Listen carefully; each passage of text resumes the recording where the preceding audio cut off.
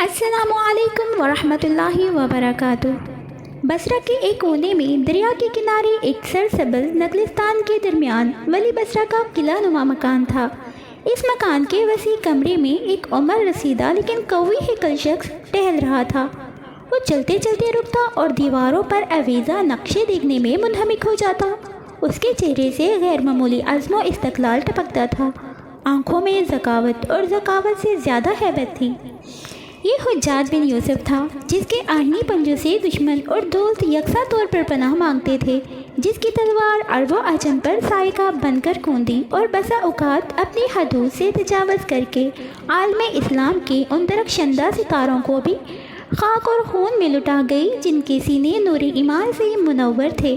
حجاج بن یوسف کی طوفانی زندگی کا پہلا دور وہ تھا جب وہ عبد الملک کے عہد حکومت میں سرکشوں کو مغلوب کرنے کے لیے اٹھا اور عراق اور عرب پر آندھی اور طوفان بن کر چھا گیا۔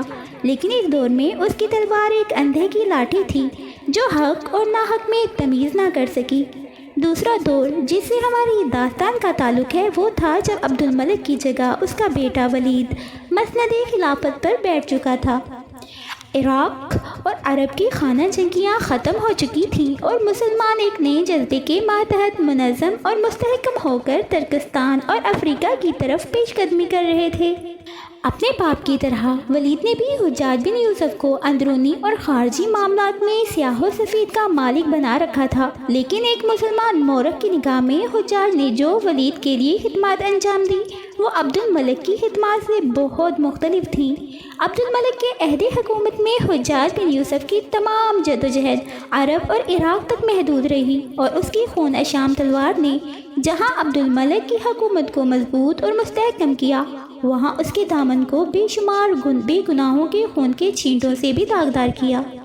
لیکن ولید کا عہد مسلمانوں کے لیے نسبتاً امن کا زمانہ تھا، اور حجاج بن یوسف اپنی زندگی کے باقی چند سال مشرق و مغرب میں مسلمان کی فتوحات کی راہیں صاف کرنے میں صرف کر رہا تھا۔ جب ہم حجاج بن یوسف کی کتاب زندگی کی آخری اوراق پر نگاہ دوڑاتے ہیں تو ہمیں حیرت ہوتی ہے کہ قدرت سندھ، ترکستان اور اسپین میں مسلمانوں کی ستوت کے جھنڈے لہرانے کے لیے اس شخص کو منتخب کرتی ہے جو آج سے چند سال قبل مکہ کا محاصرہ کر رہا تھا۔ وہ آنکھیں جنہوں نے عبداللہ بن زبیر رضی اللہ عنہ کو اپنے سامنے قتل ہوتے دیکھ کر ترس نہ کھایا، سندھ میں ایک مسلمان لڑکی کی مصیبت کا حال سن کر پرنم ہو جاتی ہیں۔ تاریخ ہمارے سامنے ایک اور اہم سوال پیش کرتی ہے، اور وہ یہ کہ عرب اور عراق کے مسلمان حجاج بن یوسف کے عہد کے آخری ایام میں بھی اس سے نالاں تھے اور ولید کو بھی اچھی نظروں سے نہیں دیکھتے تھے۔ پھر کیا وجہ تھی کہ جب سندھ اور ترکستان کی طرف پیش قدمی شروع ہوئی تو ہر محال پر شامی مسلمانوں کے مقابلے میں عربوں کی تعداد کہیں زیادہ تھی؟ اس کا جواب فقط یہ ہے کہ عادت کی خامیوں کے باوجود جمہور مسلمانوں کا انفرادی کردار اسی طرح بلند تھا۔ حجاج بن یوسف سے نفرت ان کی قومی حمیت کو کچل نہ سکی۔ انہوں نے جب یہ سنا کہ ان کے بھائی افریقہ اور ترکستان کی غیر اسلامی طاقتوں سے نبرد آزما ہے تو وہ پرانی رنجشیں بھول کر ان کے ساتھ جا شامل ہوئے۔ اس لیے ولید کے عہد کی شاندار فتوحات کا صحرا حجاج بن یوسف اور ولید کے سر نہیں بلکہ ان عوام کے سر ہے جن کے اثار اور خلوص میں ہر قوم کی ترقی اور عروج کا راز پنہا ہے۔ حجاج بن یوسف دیر تک دیواروں پر لٹکے نقشے دیکھتا رہا۔ بالآخر اس نے ایک نقشہ اتارا اور اپنے سامنے رکھ کر ایرانی قالین پر بیٹھ گیا۔ دیر تک سوچنے کے بعد اس نے قلم اٹھا کر نقشے پر چند نشانات لگائے اور اسے لپیٹ کر ایک طرف رکھ دیا۔ ایک سپاہی نے ڈرتے ڈرتے کمرے میں داخل ہو کر کہا، ترکستان سے ایک ایلچی آیا ہے۔ حجاج بن یوسف نے کہا، میں صبح سے انتظار کر رہا ہوں، اسے یہاں لے آؤ۔ سپاہی چلا گیا اور حجاج بن یوسف دوبارہ نقشہ کھول کر دیکھنے میں مصروف ہو گیا۔ تھوڑی دیر بعد ایک ذرہ پوش کمرے میں داخل ہوا۔ وہ قد و قامت کے لحاظ سے ایک نوجوان اور چہرے مہرے سے 15-16 سال کا ایک لڑکا معلوم ہوتا تھا۔ اس کے سر پر تانبے کا ایک خود چمک رہا تھا، تیکھے نقوش، چمکتی ہوئی آنکھیں، پتلے اور بھینچے ہوئے ہونٹ ایک غیر معمولی عزم و استقلال کے آئینہ دار تھے۔ اس کے قد و قامت میں تناسب اور چہرے میں کچھ ایسی جاذبیت تھی کہ حجاج بن یوسف حیرت زدہ ہو کر اس کی طرف دیکھتا رہا۔ بالآخر اس نے کرخت آواز میں پوچھا، تم کون ہو؟ لڑکے نے جواب دیا، میں نے ہی اطلاع بھجوائی تھی، میں ترکستان سے آیا ہوں۔ خوب، ترکستان سے تم آئے ہو۔ میں قتیبہ کی زندہ دلی کی داد دیتا ہوں۔ میں نے قتیبہ کو لکھا تھا کہ وہ خود آئے یا کسی تجربہ کار جرنیل کو میرے پاس بھیجے، اور اس نے ایک 8 سال کا بچہ میرے پاس بھیج دیا۔ لڑکے نے اطمینان سے جواب دیا، میری عمر 16 سال اور 8 مہینے ہے۔ حجاج بن یوسف نے گرج کر کہا، لیکن تم یہاں کیا لینے آئے ہو؟ قتیبہ کو کیا ہو گیا ہے؟ لڑکے نے جواب دیے بغیر آگے بڑھ کر ایک خط پیش کیا۔ حجاج بن یوسف نے جلدی سے خط کھول کر پڑھا اور قدرے مطمئن ہو کر پوچھا، وہ خود سیدھا میرے پاس کیوں نہیں آیا؟ تمہیں یہ خط دے کر کیوں بھیجا؟ لڑکے نے کہا، آپ کس کے متعلق پوچھ رہے ہیں؟ حجاج بن یوسف کی قوت برداشت جواب دے رہی تھی۔ اس نے چلا کر کہا، وہ بیوقوف جس کے متعلق قتیبہ نے لکھا ہے کہ میں اپنا بہترین سالار بھیج رہا ہوں۔ لڑکے نے پھر اطمینان سے جواب دیا، قتیبہ کے مکتوب میں جس کا ذکر ہے وہ تو میں ہی ہوں۔ اگر آپ کسی اور بیوقوف سے ملنا چاہتے ہیں تو مجھے اجازت دیجیے۔ تم اور قتیبہ کے بہترین سالار، خدا ترکستان میں لڑنے والے بدنصیب مسلمانوں کو دشمنوں سے بچائے۔ قتیبہ کے ساتھ تمہارا کیا رشتہ ہے؟ ہم دونوں مسلمان ہیں۔ فوج میں تمہارا عہدہ کیا ہے؟ میں ہر اول کا سالار ہوں۔ ہر اول کے سالار تم، اور بلخ سے کترا کر بخارا اور سمرقند کی رخ کرنے کے ارادے میں بھی غالباً کسی تمہارے جیسے ہونہار مجاہد کے مشورے کا عمل دخل ہے۔ ہاں، یہ میرا مشورہ ہے اور میرے یہاں آنے کی وجہ بھی یہی ہے۔ اگر آپ تھوڑی دیر ضبط سے کام لیں تو میں تمام صورتحال آپ کو سمجھا سکتا ہوں۔ حجاج بن یوسف کی تلخی اب پریشانی میں تبدیل ہو رہی تھی۔ اس نے کہا، آج اگر تم مجھے کوئی بات سمجھا سکے تو میں کہوں گا کہ عرب کی ماؤں کے دودھ کی تاثیر ضائع نہیں ہوئی۔ بیٹھ جاؤ، میں صبح سے نقشہ دیکھ رہا ہوں۔ مجھے بتاؤ کہ جو فوج ہرات جیسے معمولی شہر کو فتح نہیں کر سکتی، وہ بخارا جیسے مضبوط اور مستحکم شہر پر فتح کے جھنڈے لہرانے کے متعلق اس قدر پر امید کیوں ہے؟ ہاں، پہلے یہ بتاؤ تمہیں نقشہ پڑھنا آتا ہے؟ لڑکے نے کوئی جواب دیے بغیر حجاج بن یوسف کے سامنے بیٹھ کر نقشہ کھولا اور مختلف مقامات پر انگلی رکھتے ہوئے کہا، یہ بلخ ہے اور یہ بخارا۔ غالباً آپ بخارا کے قلعے کی مضبوطی کے متعلق بہت کچھ سن چکے ہوں گے، لیکن بلخ کا قلعہ اگر اس قدر مضبوط نہ بھی ہو تو بھی یہ اپنے جغرافیائی محل وقوع کے باعث کہیں زیادہ محفوظ ہے۔ بخارا کے چاروں اطراف کھلے میدان ہیں اور ہم آسانی سے اس کا محاصرہ کر کے شہر کے باشندوں کو ترکستان کے باقی شہروں کی افواج کی مدد سے محروم کر سکتے ہیں۔ رہا قلعہ، تو اس کے متعلق میں آپ کو یقین دلاتا ہوں کہ منجنیق کے سامنے پتھر کی دیواریں نہیں ٹھہرتی، اور یہ بھی کئی بار دیکھا جا چکا ہے کہ قلعہ بند افواج زیادہ دیر فقط اس صورت میں مقابلہ کرتی ہیں جب انہیں کسی مدد کی امید ہو، ورنہ وہ مایوس ہو کر دروازے کھول دیتی ہے۔ اس کے برعکس بلخ میں ہمیں بہت سی مشکلات کا سامنا کرنا پڑے گا۔ شہر پر حملہ کرنے کے لیے ہمیں جس قدر افواج کی ضرورت ہوگی اس سے کہیں زیادہ سپاہی پہاڑی علاقوں میں رقص دو کمت کے راستے محفوظ رکھنے کے لیے بھی درکار ہوں گے، اور اس کے علاوہ شہر کا محاصرہ کرنے کے لیے ہمیں ارد گرد کی تمام پہاڑیوں پر بھی قبضہ کرنا ہوگا۔ ان جنگوں میں پہاڑی قبائل کے پتھر ہمارے تیروں سے کہیں زیادہ خطرناک ہوں گے۔ بلخ کے جنوب اور مشرق کے پہاڑ کافی اونچے ہیں۔ اگر جنوب مشرقی ترکستان کی تمام ریاستوں نے بلخ کو مدد دینے کی کوشش کی تو ایک بہت بڑی فوج ان اونچے پہاڑوں کی آڑ لے کر ہماری طرف کسی مزاحمت کے بغیر بلخ کے قریب پہنچ کر مشرق، جنوب اور مغرب سے ہمارے لیے خطرہ پیدا کر سکتی ہے، اور اگر شمال سے ان کی مدد کے لیے بخارا اور سمرقند افواج بھی آ جائیں تو مرو سے ہماری رسد و کمک کا راستہ بھی منقطع ہو جائے گا، اور ہمیں چاروں اطراف سے بیرونی حملوں سے محصور کر رکھا ہوگا۔ تاہم گرمیوں میں ہم ڈٹ کر ان کا مقابلہ کر سکیں گے، لیکن یہ محاصرہ یقیناً طول کھینچے گا، اور سردیوں میں پہاڑی لوگ ہمارے لیے بہت خطرناک ثابت ہوں گے، اور پسپائی کی صورت میں ہم میں سے بہت کم ایسے ہوں گے جو واپس مرو پہنچ سکے۔ حجاج بن یوسف اب نقشے سے زیادہ اس کم سے نوجوان سالار کو دیکھ رہا تھا۔ اس نے کہا، عربوں کی فوجی اصطلاحات میں ابھی تک پسپائی کے لفظ کو کوئی جگہ نہیں ملی۔ لڑکے نے جواب دیا، مجھے عربوں کے عزم و استقلال پر شعبہ نہیں، لیکن میں فوجی زاویہ نگاہ سے اس حملے کو خودکشی کے مترادف سمجھتا ہوں۔ حجاج بن یوسف نے کہا، تو تمہارا کیا خیال ہے کہ مشرق کی طرف پیشوقت قدمی کا ارادہ ترک کر دیا جائے؟ نہیں، ترکستان پر تسلط رکھنے کے لیے مشرق میں ہماری آخری چوکی بلخ نہیں ہوگی، بلکہ ہمیں کاشگر اور چترال کے درمیان تمام پہاڑی علاقے پر بھی قبضہ کرنا پڑے گا، لیکن میں اس سے پہلے بخارا کو فتح کرنا ضروری خیال کرتا ہوں۔ اس میں ہمیں 2 فائدے ہوں گے، ایک یہ کہ ترکستان کا اہم شہر ہے اور اہل ترکستان پر اس کی فتح کا وہی اثر ہوگا جو مدائن کی فتح کے بعد ایرانیوں اور دمشق کے بعد رومیوں پر ہوا تھا۔ دوسرا یہ کہ بخارا کا محاصرہ کرتے وقت ہمیں باہر سے ان خطرات کا سامنا نہیں کرنا پڑے گا جو میں بلخ کے متعلق بیان کر چکا ہوں۔ بخارا کو فتح کرنے کے بعد ہم مرو کی بجائے اسے اپنی افواج کا مستقر بنا سکتے ہیں، وہاں سے سمرقند اور سمرقند سے کوکند اور فرغانہ کی طرف پیش قدمی کر سکتے ہیں۔ ان فتوحات کے بعد مجھے امید نہیں کہ ترکستان کی قوت مدافعت باقی رہے گی۔ اس کے بعد میری تجویز یہ ہے کہ بخارا اور سمرقند سے ہماری فوج جنوبی ترکستان کی طرف پیش قدمی کرے اور کوکند کی افواج کاشغر کا رخ کرے۔ مجھے یقین ہے جتنی دیر میں کوکند کی افواج دشوار گزار پہاڑوں کو عبور کرتے ہوئے کاشغر پہنچیں گی، اس سے پہلے جنوب میں بلخ اور اس کے آس پاس کے شہر فتح ہو چکے ہوں گے۔ حجاج بن یوسف حیرت و استعجاب کے عالم میں اس نوعمر سپاہی کی طرف دیکھ رہا تھا۔ اس نے نقشہ لپیٹ کر ایک طرف رکھ دیا اور کچھ سوچنے کے بعد سوال کیا، تم کس قبیلے سے ہو؟ لڑکے نے جواب دیا، میں سقفی ہوں۔ سقفی؟ تمہارا نام کیا ہے؟ محمد بن قاسم۔ حجاج بن یوسف نے چونک کر محمد بن قاسم کی طرف دیکھا اور کہا، قاسم کے بیٹے سے مجھے یہی توقع تھی، مجھے پہچانتے ہو؟ محمد بن قاسم نے کہا، آپ بصرہ کے حاکم ہیں۔ حجاج بن یوسف نے مایوس ہو کر کہا، بس میرے متعلق یہی جانتے ہو تم؟ میں اس کے علاوہ بھی اور بہت کچھ جانتا ہوں۔ اس سے پہلے آپ خلیفہ عبد الملک کے دست راست تھے اور اب خلیفہ ولید کے دست راست ہیں۔ تمہاری ماں نے یہ نہیں بتایا کہ قاسم میرا بھائی تھا اور تم میرے بھتیجے ہو؟ انہوں نے مجھے بتایا تھا۔ کب؟ جب آپ عبداللہ بن زبیر رضی اللہ عنہ کو قتل کر کے مدینہ واپس آئے تھے۔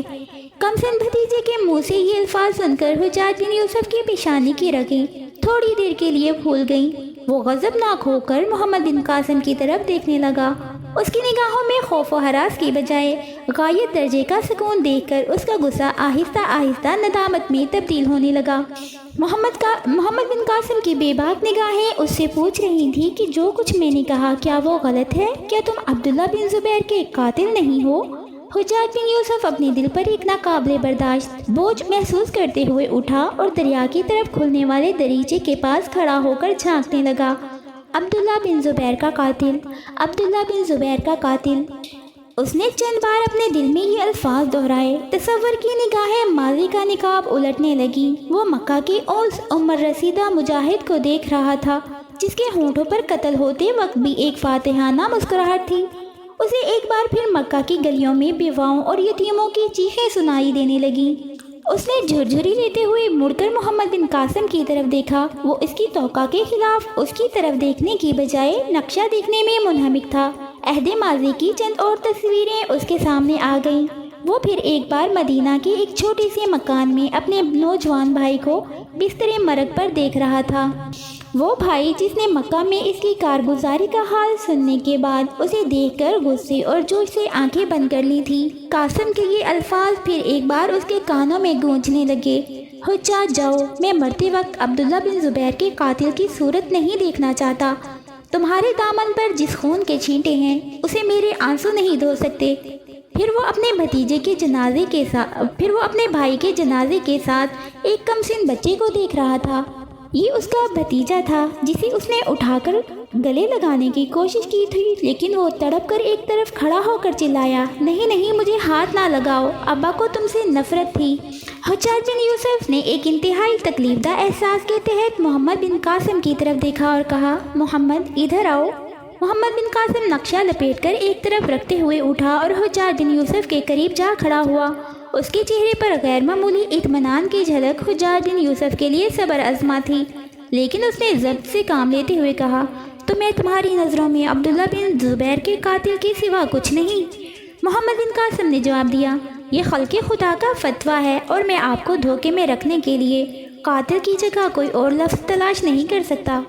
حجاج بن یوسف نے کہا، تمہاری رگوں میں قاسم کا خون ہے اور میں تمہاری ہر بات برداشت کرنے کے لیے تیار ہوں، اگرچہ برداشت کرنا میری عادت نہیں۔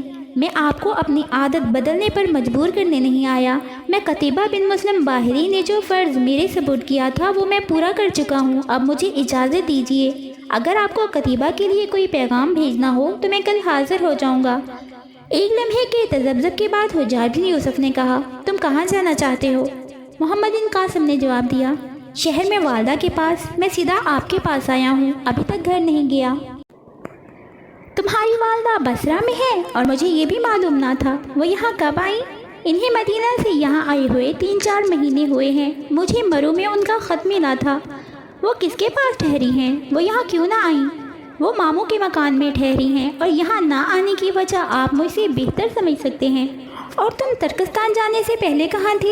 میں 10 برس کی عمر تک ماں کے ساتھ مدینہ میں تھا، اور اس کے بعد ماموں کے پاس بصرہ چلا آیا، اور مجھ سے اتنی نفرت تھی کہ اپنی صورت تک نہ دکھائی۔ محمد بن قاسم نے جواب دیا، سچ پوچھیے تو میں مکتب اور اس کے بعد سپاہانہ زندگی میں اس قدر مصروف رہا ہوں، اپنے دل میں کسی کی محبت یا نفرت کے جذبات کو جگہ نہیں دے سکا۔ حجاج بن یوسف نے کچھ سوچ کر کہا، مکتب میں نے شاید تمہیں دیکھا تھا لیکن پہچان نہ سکا، تم بہت جلد جوان ہو گئے ہو، اب بتاؤ اپنی چاچی سے نہیں ملو گے؟ محمد بن قاسم تذبذب سا ہو کر حجاج بن یوسف کی طرف دیکھنے لگا۔ حجاج بن یوسف نے اس کا بازو پکڑ لیا اور لمبے لمبے قدم اٹھاتا ہوا کمرے سے باہر نکل آیا۔ باغ کے دوسرے کونے میں رہائشی مکان کے دروازے پر پہنچ کر محمد بن قاسم نے مسکراتے ہوئے کہا، مجھے چھوڑ دیجیے، میں آپ کے ساتھ ہوں۔ حجاج بن یوسف کی آواز سن کر اس کی بیوی ایک کمرے سے باہر نکلی اور محمد بن قاسم کو دیکھتے ہی چلائی، محمد تم کب آئے؟ حجاج بن یوسف نے حیران ہو کر پوچھا، تم نے اسے کیسے پہچان لیا؟ وہ خوشی کے آنسو پونچھتے ہوئے بولی، میں اسے کیوں کر بھول سکتی تھی؟ حجاج بن یوسف نے پھر سوال کیا، تم نے اسے کب دیکھا تھا؟ جب میں اور زبیدہ اس کے ماموں کے ساتھ حج پر گئی تھیں، ہم واپسی پر مدینے میں ان کے ہاں ٹھہرے تھے، محمد بھی ترکستان سے رخصت پر آیا ہوا تھا اور مجھ سے ذکر تک نہ کیا۔ مجھے اس کی والدہ نے تاکید کی تھی اور مجھے یہ بھی ڈر تھا کہ آپ کہیں برا نہ مانیں، تو انہوں نے مجھے ابھی تک معاف نہیں کیا۔ وہ آپ سے ناراض نہیں ہیں، لیکن قاسم کی موت کا ان کے دل پر گہرا اثر ہے۔ حجاج بن یوسف نے کچھ سوچ کر محمد بن قاسم کی طرف دیکھا اور کہا، محمد چلو میں بھی تمہارے ساتھ چلتا ہوں۔ حجاج کی بیوی نے کہا، نہیں آپ ابھی وہاں نہ جائیں۔ لیکن کیوں؟ وہ بیمار ہے، تو اس صورت میں مجھے ضرور جانا چاہیے۔ محمد بن قاسم نے بے چین سا ہو کر کہا، امی جان بیمار ہیں، مجھے اجازت دیجیے۔ محمد بن قاسم بھاگ کر مکان سے باہر نکل گیا۔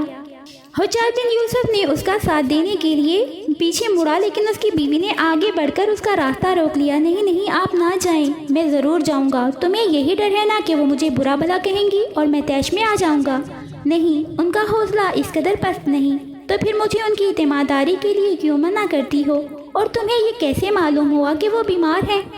مجھے ڈر ہے کہ آپ خفا ہو جائیں گے، میں آپ سے ایک بات چھپاتی رہی ہوں۔ وہ کیا؟ جب سے وہ یہاں آئی ہیں میں ہر تیسرے چوتھے دن ان کے گھر جایا کرتی ہوں۔ کل میں نے خادمہ کو بھیجا، اس نے بتایا کہ ان کی طبیعت بہت خراب ہے، میں ابھی وہیں سے ہو کر آئی ہوں۔ اگر آپ کا ڈر نہ ہوتا تو میں کچھ اور دیر وہاں ٹھہرتی۔ آج زبیدہ میرے ساتھ تھی اور ان کی حالت دیکھ کر میں…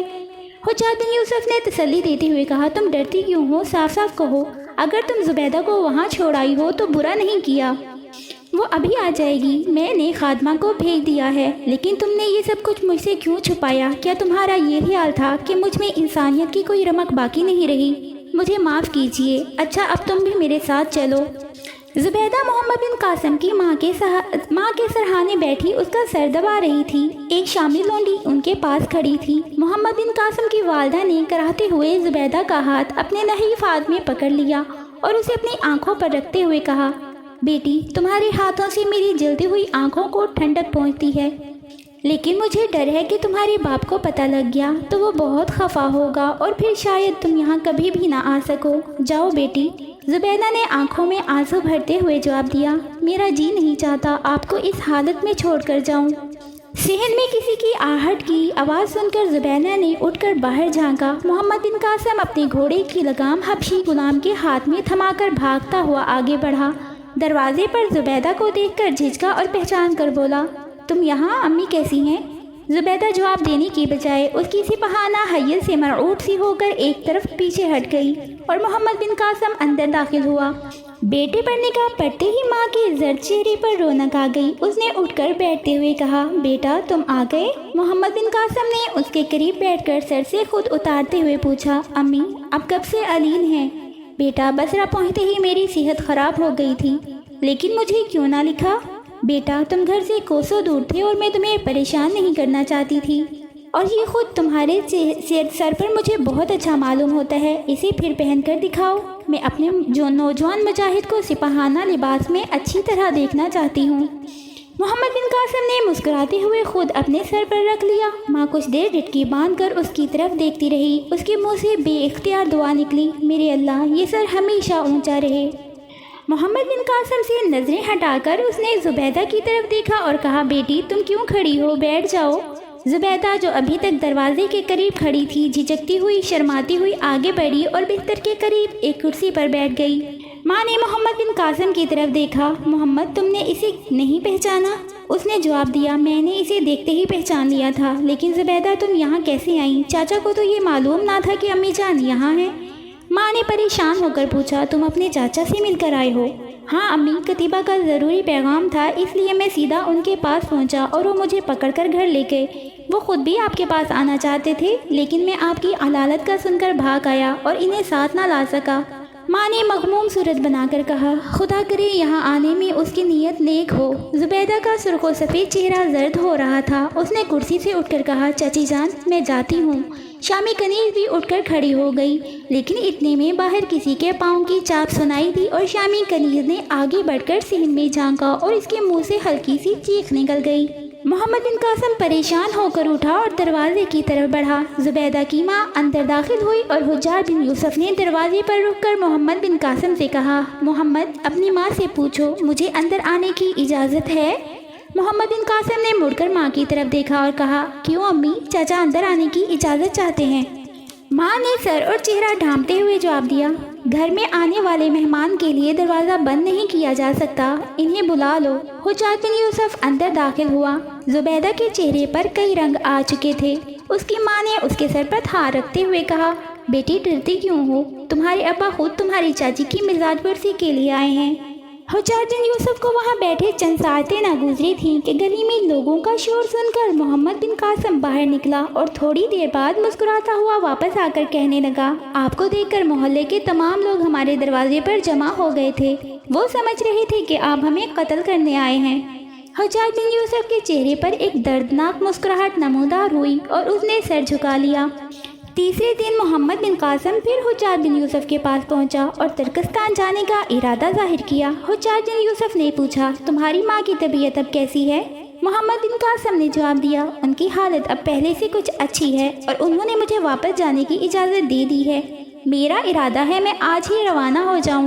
حجاج بن یوسف نے جواب دیا، میں نے آج صبح قتیبہ کے پاس اپنا قاصد روانہ کر دیا ہے اور اسے لکھ بھیجا ہے کہ مجھے تمہاری تجاوز سے اتفاق ہے، اب تم یہاں کچھ عرصہ رہو گے، لیکن میرا وہاں جانا ضروری ہے۔ قتیبہ نے مجھے جلد واپس آنے کے لیے بہت تاکید کی تھی۔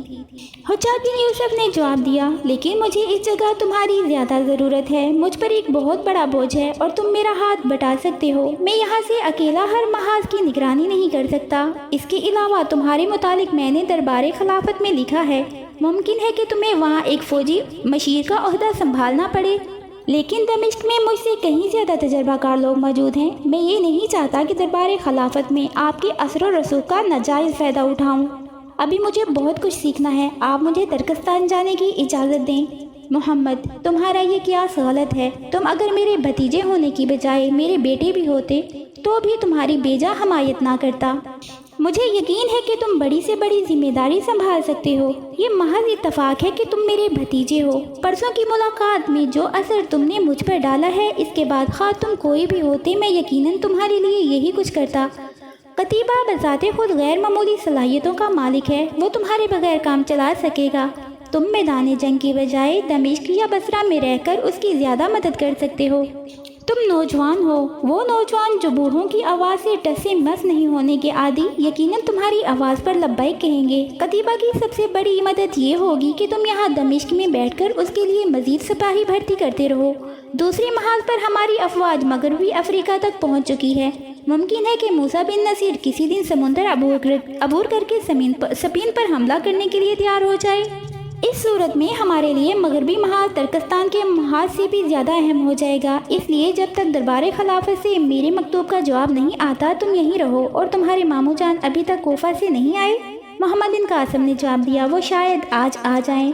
انہیں آتے ہی میرے پاس بھیجنا اور کہنا کہ ولی بصرہ کا حکم نہیں، حجاج بن یوسف کی درخواست ہے۔ محمد بن قاسم باہر نکلا تو ایک کنیز نے کہا، آپ کی چاچی آپ کو اندر بلاتی ہیں۔ محمد بن قاسم حرم سرا میں داخل ہوا۔ زبیدہ اپنی ماں کے پاس بیٹھی ہوئی تھی۔ محمد بن قاسم کو دیکھ کر اس کے چہرے پر حیا کی سرخی چھا گئی اور وہ اٹھ کر دوسرے کمرے میں چلی گئی۔ چاچی نے محمد بن قاسم کو اپنے سامنے ایک کرسی پر بٹھا لیا اور پوچھا، بیٹا تمہارے ماموں جان آئے ہیں یا نہیں؟ محمد بن قاسم نے جواب دیا، وہ آج آ جائیں گے، لیکن ان کی کیا ضرورت پڑ گئی؟ چاچا بھی مجھ سے انہی کے متعلق پوچھتے تھے۔ کچھ نہیں بیٹا، ایک کام ہے۔ محمد بن قاسم چاچی سے رخصت ہو کر گھر پہنچا تو حجاج بن یوسف کی ایک بوڑھی خادمہ باہر نکل رہی تھی۔ وہ اندر داخل ہوا اور ماں کو بستر پر تکیے کا سہارا لے کر بیٹھے ہوئے دیکھا۔ وہ اسے دیکھتے ہی مسکرا کر بولی، بیٹا اب تو شاید تمہیں چند دن اور یہیں رہنا پڑے گا۔ ہاں امی، چاچا نے دربار خلافت میں فوجی مشیر کے عہدے کے لیے میری سفارش کی ہے اور مجھے جواب آنے تک یہیں ٹھہرنا پڑے گا۔ بیٹا حجاج کبھی کسی پر مہربان نہیں ہوتا، لیکن تم بہت خوش نصیب ہو۔ امی میں اپنے پاؤں پر اٹھنا چاہتا ہوں۔ اگر دمشق جا کر مجھے یہ معلوم ہوا کہ میں اپنے نئے عہدے کا اہل نہیں تو میں واپس چلا جاؤں گا۔ مجھے ڈر ہے وہاں بڑی بڑی عمر کے لوگ مجھ پر ہنسیں گے اور یہ سب کہیں گے کہ میرے ساتھ خاص رعایت کی گئی ہے۔ بیٹا حجاج میں لاکھ برائیاں ہیں، لیکن اس میں ایک خوبی ضرور ہے کہ وہ عہدہ داروں کا انتخاب کرتے وقت غلطی نہیں کرتا۔ میں خود بھی یہ نہیں چاہتی کہ وہ میرے بیٹے کے ساتھ کوئی رعایت کرے، لیکن اگر اس نے تمہاری کوئی بیجا رعایت بھی کی ہے تو میں یہ چاہتی ہوں کہ تم نہ صرف خود اپنے منصب پر اہل ثابت ہو کر دکھاؤ، بلکہ یہ ثابت کر دو کہ تم اس سے زیادہ اہم ذمہ داری سنبھال سکتے ہو۔ میں تمہیں ایک اور خوشخبری سنانا چاہتی ہوں۔ وہ کیا؟ پہلے وعدہ کرو کہ جو کچھ کہوں گی تم اس پر عمل کرو گے۔ امی آج تک آپ کا کوئی حکم ایسا ہے جس سے میں نے سرتابی کی ہو؟ جیتے رہو بیٹا، میری دعا ہے کہ جب تک دن کو سورج اور رات کو چاند اور ستارے میسر ہیں تمہارا نام دنیا میں روشن رہے اور قیامت کے دن مجاہدین اسلام کی ماؤں کی صف میں میری گردن کسی سے نیچی نہ ہو۔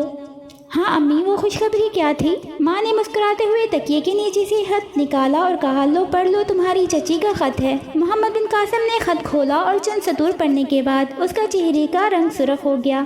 اس نے خط ختم کیے بغیر ماں کے آگے رکھ دیا اور دیر تک سر جھکائے بیٹھا رہا۔ کیوں بیٹا، کیا سوچ رہے ہو؟ کچھ نہیں امی۔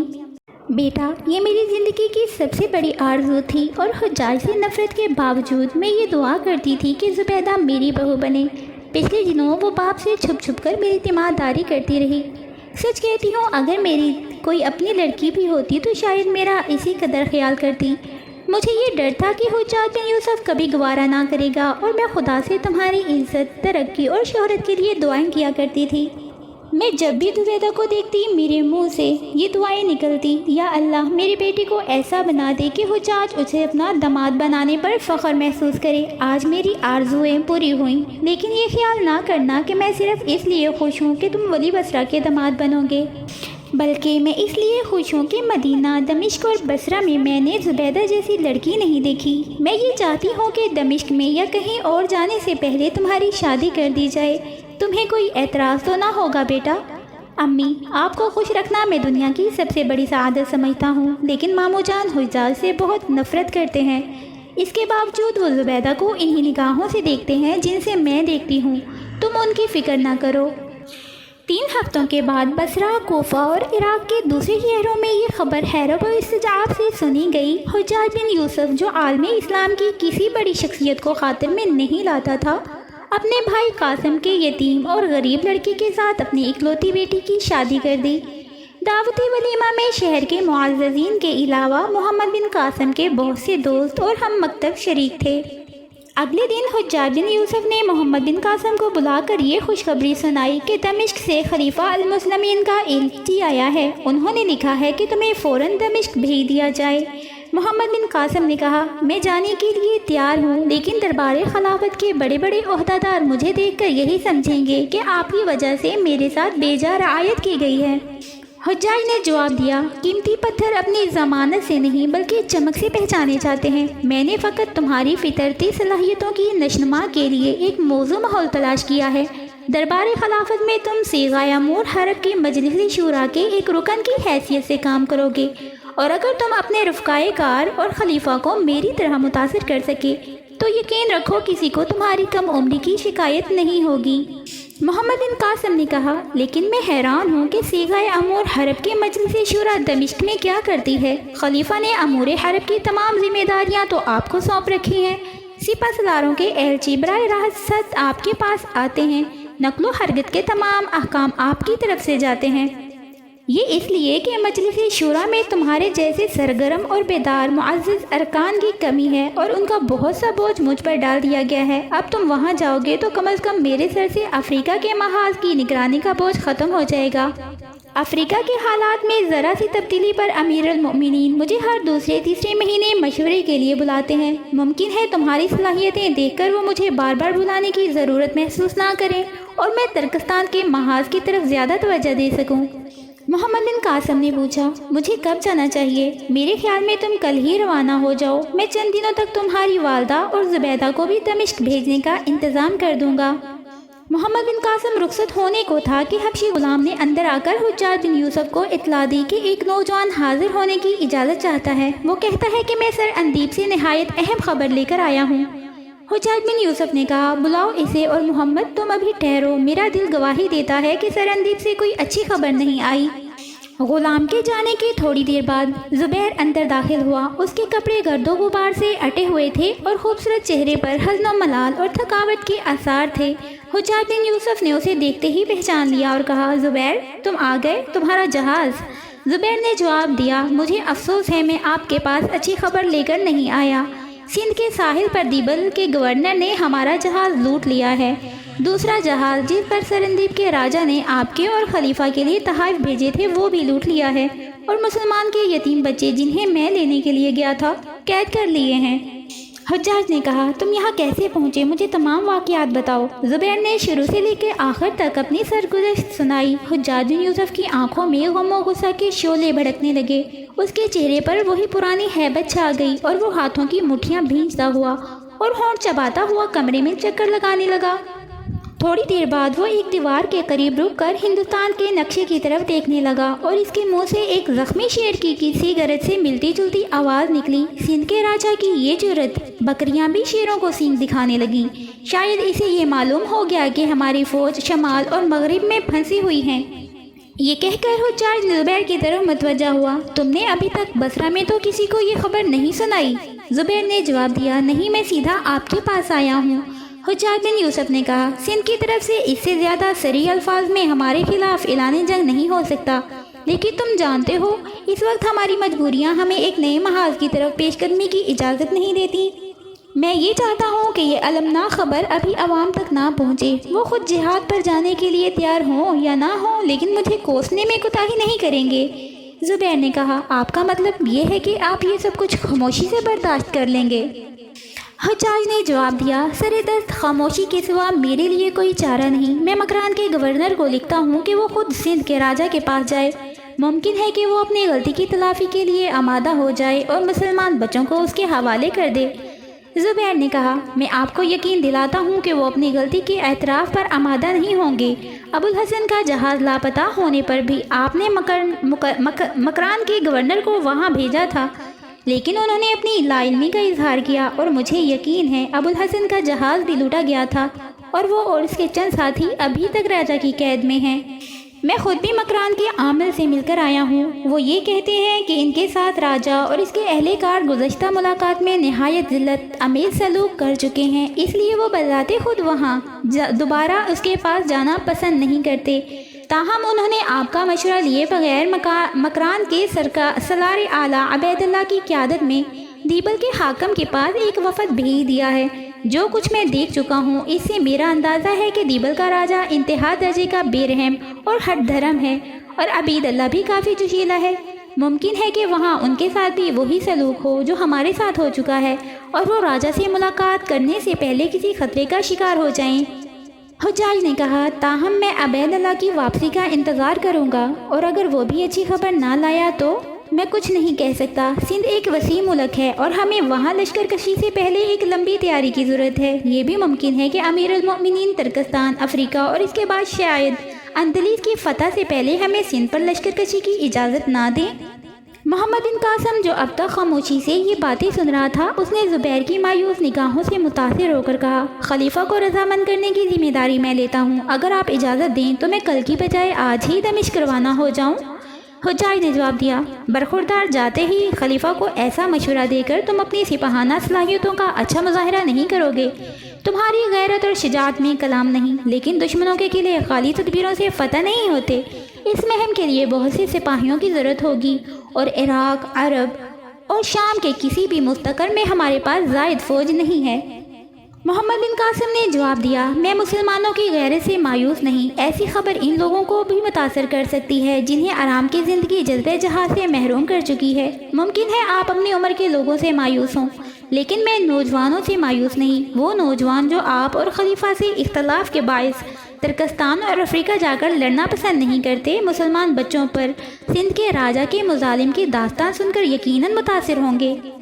ہزاروں نوجوان ایسے ہیں جن کی حمیت ابھی تک فنا نہیں ہوئی، وہ مسلمان جن سے آپ مایوس ہیں مرے نہیں سو رہے ہیں، اور قوم کے یتیم بچوں کی فریاد یقیناً ان کے لیے سورہ اسرافیل ثابت ہوگی۔